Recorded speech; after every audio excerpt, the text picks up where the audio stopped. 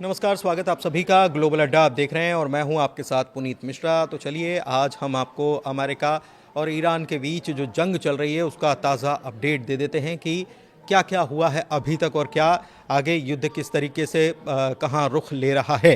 तो अमेरिका और ईरान जो जंग है इसका ताज़ा अपडेट आज 8 मार्च है और न्यूयॉर्क में इज़राइल और ईरान के बीच में जो जंग चल रही है, अमेरिका के बीच में जंग चल रही है, इसके खिलाफ प्रदर्शन शुरू हो गया है और नारे लगाए जा रहे हैं। क्या नारे लगाए जा रहे हैं ये मैं आपको बता देता हूं। Brick by brick, wall by wall, war machine has got to fall. मतलब ये कहा जा रहा है कि वॉर मशीन जो चालू आपने कर दी है ये आपको ले डूबेगी। तेहरान पर बड़े हमले हुए हैं। इस बीच अमेरिका और इजराइल ने मिलकर तेहरान के पास 5 तेल डिपो और ऊर्जा ठिकानों पर एयर स्ट्राइक की है और ये सबसे बड़ा हमला है। इन हमलों से कई जगह आग लग गई और ईरान ने इसे बड़ा खतरनाक हमला भी बताया है। ईरान ने पलटवार भी किया है और मिसाइल और ड्रोन से इजराइल, कुवैत, बहरीन और खाड़ी देशों में अमेरिकी ठिकानों को निशाना भी बनाया गया है। कुवैत में 2 सीमा सुरक्षा कर्मचारियों की मौत की खबर है और कई जगह ड्रोन हमले हुए हैं। अभी तक 9वां दिन है आज और अगर युद्ध शुरू होने के बाद के आंकड़ों की बात की जाए तो 1300 से ज़्यादा लोगों की मौत की खबर है और 1 लाख लोग विस्थापित हो चुके हैं। लेकिन ये विस्थापन केवल ईरान का नहीं है। आपको ये भी बता दें कि इजराइल से भी कुछ तस्वीरें सामने आ रही हैं और वहाँ पर भी इजराइल में भी जो रेलवे स्टेशंस जो हैं वहाँ पर भीड़ देखी जा रही है। ये भीड़ क्यों देखी जा रही है? दरअसल भीड़ इसलिए देखी जा रही है कि कहा जा रहा है कि इसराइली भी जो हैं वो देश छोड़ने की तैयारी में हैं और इसीलिए वो अपने आप को सुरक्षित जगह ले जाना चाहते हैं। इसके अलावा अमेरिका और इजराइल ने ईरान के यूरेनियम भंडार को कब्जे में लेने के लिए स्पेशल फोर्स ऑपरेशन पर विचार करना शुरू कर दिया है। इसकी जानकारी हमने आपको कल भी दी थी। यानी कि स्पेशल फोर्स उतारी जाएगी, ईरान के अंदर उतारी जाएगी और वहाँ पर उनका जो यूरेनियम एनरिचमेंट है उसको कैसे कब्जे में लिया जाए इसके लिए तैयारी शुरू कर दी गई है। ऐसी खबरें कई प्लेटफॉर्म से निकलकर सामने आ रही है। लेकिन ईरान ने इस बीच चेतावनी फिर से दे डाली है। चेतावनी ये दे डाली है कि अगर पड़ोसी देशों से अमेरिका उनके ऊपर अटैक करने का काम करता है तो वहाँ के अमेरिकी ठिकानों पर भी हम हमला करेंगे। हालांकि इसके पहले ईरान के राष्ट्रपति मसूद पेज़ेश्कियान जो हैं उनकी तरफ से ये कहा गया था कि हम पड़ोसी हमारे भाई है और हम उन पर हमला नहीं करना चाहते। लेकिन उन्होंने साथ साथ ये भी कह दिया था कि अगर आपकी धरती से, आपकी ज़मीन से हम पर अटैक होता है तो फिर आपको इसका अंजाम भी भुगतना पड़ेगा और इसका जवाब हम देंगे।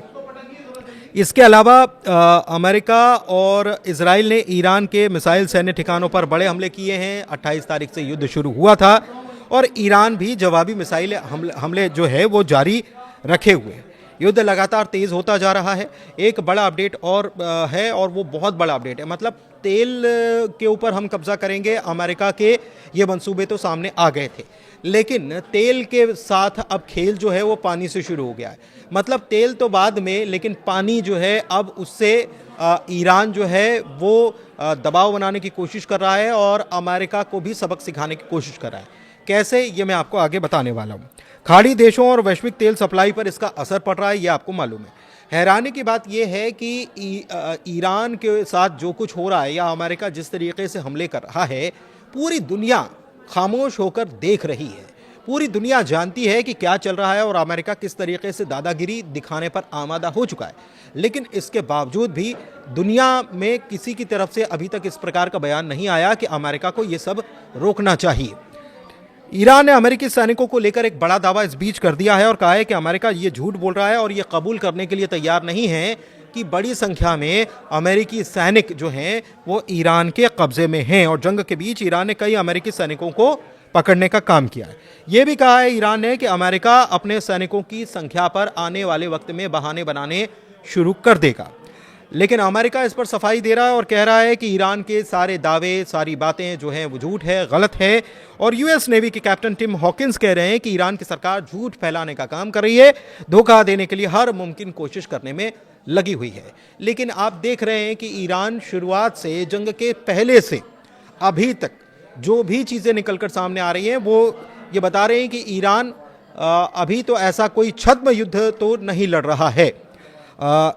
एक बात और है, ट्रंप ने एक बयान दे दिया है, लेकिन ट्रंप के बयान के पहले आपको ईरान के राष्ट्रपति मसूद पेज़ेश्कियान के बयान को समझना चाहिए।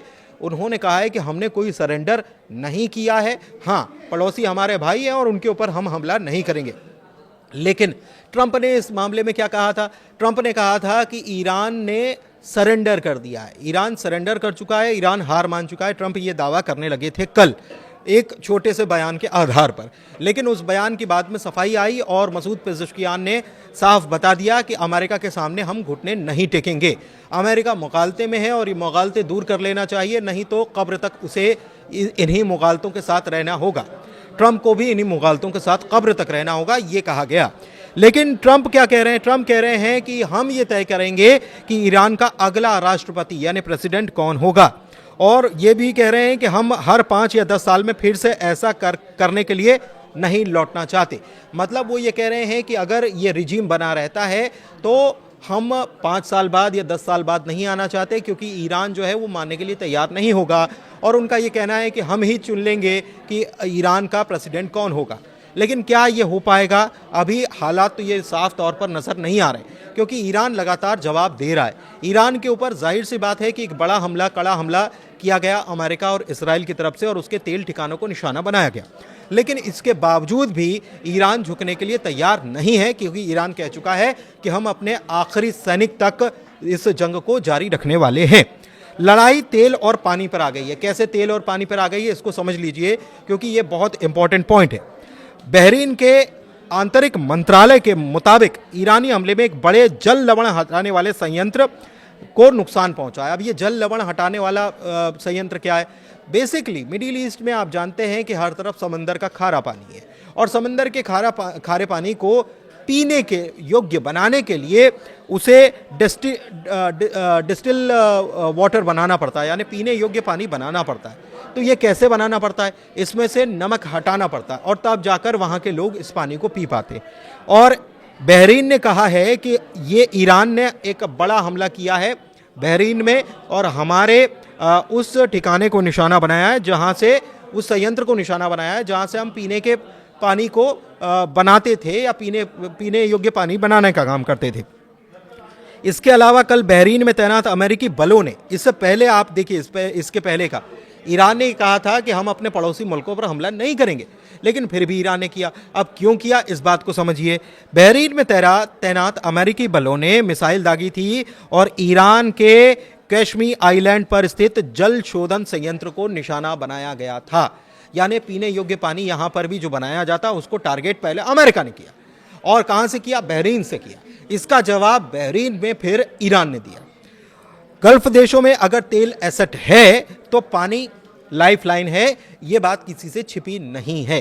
ठीक है, पैसा खूब आता है तेल से, लेकिन तेल तो तब होगा जब पानी होगा, क्योंकि प्यास बुझेगी तभी आगे का काम हो पाएगा। और अगर पानी के ऊपर ब्रेक लग जाता है तो ये बड़े खतरे के संकेत हैं। और ये खतरा पहले अमेरिका ने ईरान पर मिसाइल दागकर किया, और उसके बाद अब ईरान ने उसका जवाब बहरीन पर मिसाइल दागकर दे दिया, और वो भी उसी ठिकाने पर जहां पर पानी साफ करके पीने योग्य बनाया जाता था।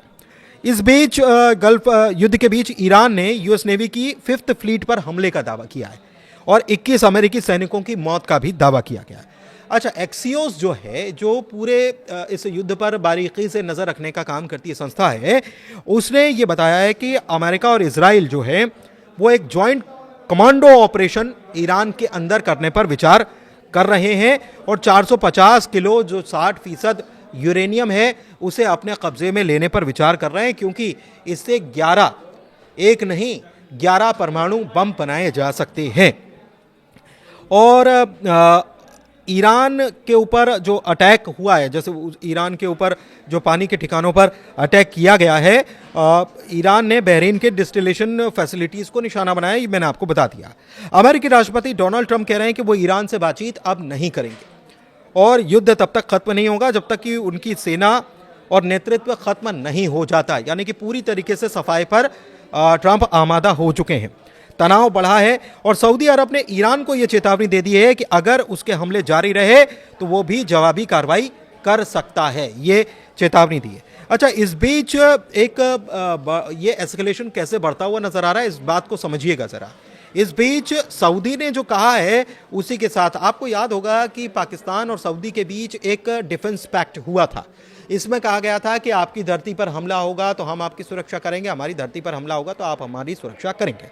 इस बीच पाकिस्तान के आर्मी चीफ जो हैं आसिम मुनीर, उनकी तरफ से एक बयान निकलकर सामने आया है और उन्होंने कहा है कि अगर एक बार फिर से ईरान की तरफ से सऊदी के ऊपर मिसाइल लॉन्च होती है या हमला लॉन्च किया जाता है तो पाकिस्तान भी ईरान को टारगेट करना शुरू कर देगा।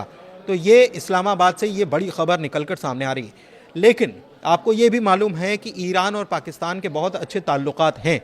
क्या सऊदी से अच्छे ताल्लुकात हैं? क्या अगर सऊदी की ज़मीन से कोई हमला अमेरिका करता है ईरान के ऊपर और ईरान उसका जवाब देता है तो क्या पाकिस्तान इस युद्ध में कूदने की कोशिश करेगा या कूद जाएगा? एक बड़ा सवाल ये भी है। आईडीएफ ने तेहरान फ्यूल फैसिलिटी के ऊपर हमला करने का जो है वो कंफर्म कर दिया है कि हमने हमला किया है और ऑफिशियल स्टेटमेंट आईडीएफ की तरफ से आया है जिसमें बताया गया कि हमने कई सारे फ्यूल स्टोरेज फैसिलिटी को तेहरान में बीती रात निशाना बनाने का काम किया है। और ये आईडीएफ की तरफ से ये भी दावा किया गया कि ये जो तेल फैसिलिटी जिनको निशाना बनाया गया वो किस लिए थी, वो किस काम आती थी। तो ये भी आईडीएफ ने बताया है और बताया है कि ईरान में जो मिलिट्री है उसको यहीं से तेल की सप्लाई होती थी। मतलब पूरी मिलिट्री को सप्लाई करने का काम इसी जगह से होता था और इसीलिए हमने इसको निशाना बनाया है ताकि ये ईरान की जो सैन्य क्षमता है उसको उस पर कहीं ना कहीं ब्रेक लगाया जा सके। उसको अगर ईंधन की सप्लाई नहीं होगी तो ईरान की सैन्य क्षमता काम नहीं कर पाएगी और इसीलिए ये कहा जा रहा है कि हमने इसलिए इसको निशाना बनाया है और रिफाइनरीज को निशाना बनाकर एक बड़ी चोट हमने ईरान को देने का काम किया है। एक बड़ी खबर और है और वो बड़ी खबर है अमेरिकी प्रेसिडेंट डोनाल्ड ट्रंप की तरफ से, जो अब इस बात पर विचार कर रहे हैं कि ईरान का खर्ग आइलैंड जो है उसको कब्जा लिया जाए। ये एक बड़ा ऑयल एक्सपोर्ट पर्शियन गल्फ के क्षेत्र में देखें तो एक बड़ा ऑयल एक्सपोर्ट का ठिकाना है। ये एक्सियोस जो है एजेंसी, उसकी तरफ से ये जानकारी, उसकी रिपोर्ट की तरफ से ये जानकारी आ रही है कि अमेरिका इस बात पर भी विचार कर रहा है कि इस आइलैंड को ही कब्जे में ले लिया जाए। तो आप समझिए कि चीज़ें जो हैं वो तेज़ी से बढ़ रही हैं, लेकिन तेल का खेल जो है वो पानी पर आ चुका है और कैसे चीज़ें बदल रही हैं वो सामने आ रहा है। ईरान ने अपने हमले जारी रखे हुए हैं। अमेरिका भी कह रहा है कि जब तक तोड़ेंगे नहीं तब तक छोड़ेंगे नहीं, लेकिन ईरान ने साफ कह दिया है कि मैं झुकेगा नहीं। अब ये एस्केलेशन लगातार बढ़ता जा रहा है, लेकिन सबसे बड़ी बात यह है कि क्या पाकिस्तान इसमें कूदने की हिमाकत करेगा या पाकिस्तान इसमें कूद जाएगा, क्योंकि साफ तौर पर कह दिया है कि सऊदी पर हमला होता है तो हम उसका जवाब ईरान पर हमला करके देंगे। लेकिन ईरान ने कह दिया है कि अगर सऊदी से हम पर हमला होगा तभी हम उस पर सऊदी पर हमला करेंगे, वरना वो हमारे भाई है। तो अभी तक के अपडेट आप तक पहुंचाए हैं। कैसा लगा अपडेट बताइएगा ज़रूर। बहुत शुक्रिया।